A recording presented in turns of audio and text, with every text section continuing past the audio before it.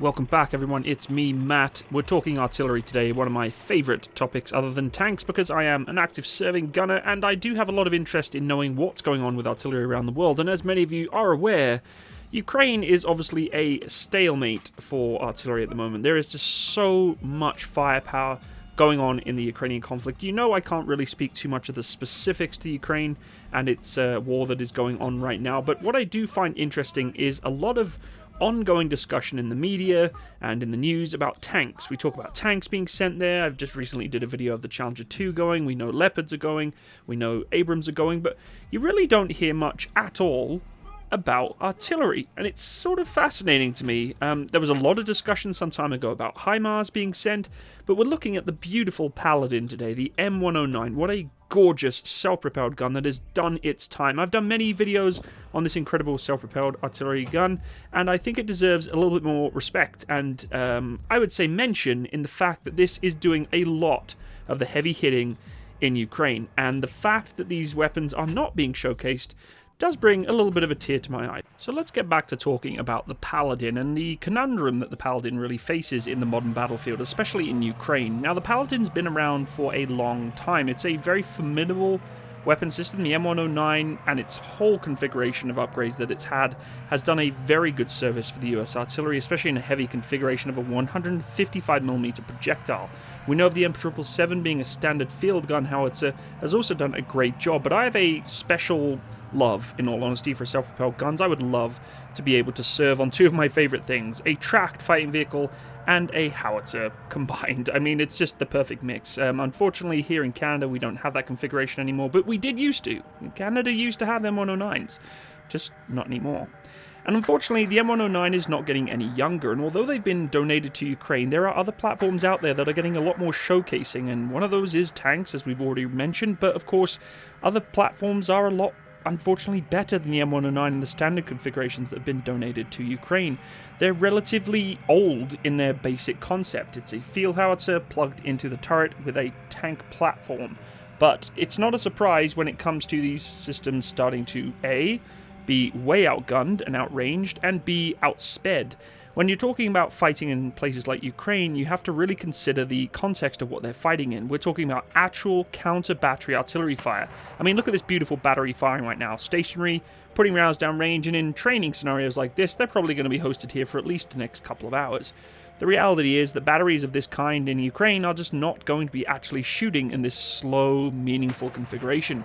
They're going to be firing and maneuvering as quickly as possible to protect such a valid asset to the battlefield.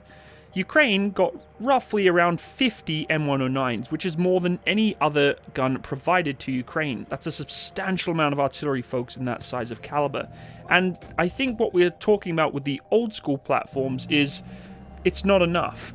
There's more platforms out there that are doing a lot better than the M109. For instance, the beautiful Panzerblitz 2000, which has the 155mm gun also, but has an extended range caliber gun. It can fire projectiles a lot further than that of the M109 Paladin, even with its most upgraded packages. And of course, you know, most of the heavy-duty, more upgraded packages of Paladins that exist are being held in the US arsenal. The Germany 55-ton Panzerblitz 2000 does have also a little bit more speed than that of the M109, being that it's German, of course it's going to, with BMWs, etc, etc. But the reality is that wheeled artillery is also starting to take huge presence on the battlefield of Ukraine, with the Caesar 155mm gun as well, which is a very fast, mobile wheeled self-propelled gun that is really sort of pushing the M109 into the realm of, well, we don't really care about the old school, we want to see the new school. And that's why the news focuses on the more sexy style of artillery out there when we talk about HIMARS and things like that. I mean, in all honesty, has anyone given any care about the 2S1 or the 2S3 or the 2S19? No, of course they don't. I mean, they're bigger guns. The 152mm gun provides more of a punch, but its range is not as excessive. Its accuracy is not as good. So no one really gives a care for the older platforms like the M109s, or somewhat would say the Russian equivalent. And that is because there is a lot of politics involved here. There's a lot of discussion about what does it look like when we share across a platform of this kind to a nation that really needs them. And I have to say, when I see paladins going into battle, they are needed. They're necessary. Although shorter range and plodding along across the battlefield in a conventional setting of artillery, they still provide a huge amount of fire maneuver when it comes to indirect fire. That with a 155mm projectile, if there's 50 vehicles out there, combined with whatever artillery Ukraine has already, that's a substantial ability to put fire onto targets.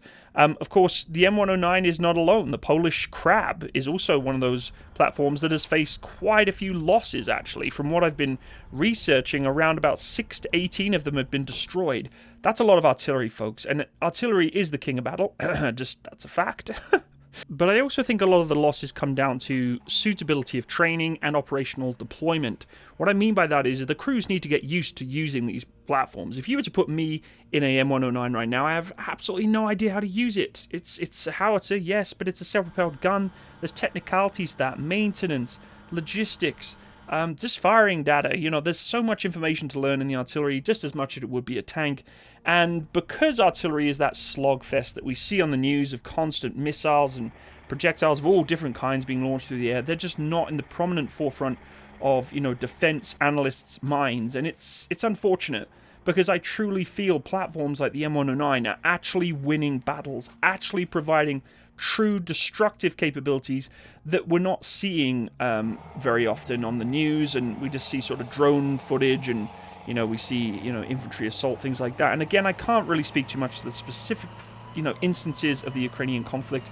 I am trying to focus on the equipment here, but when we talk about a platform that's been in service since 1963 and is still in production today, they're a very, very good vehicle that's necessary in offensive and defensive capabilities in battlefields like Ukraine.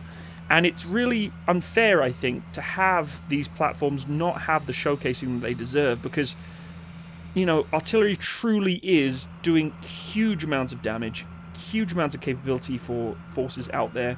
And, just seeing all these tanks being sent away, and you see the crews that are working alongside these SPGs and thinking, what about us? Well, what about the work we've been doing? We've literally been fighting and slugging out for quite a while in these platforms that's been donated from around the world, whether it be the Crab or Caesar or wherever else.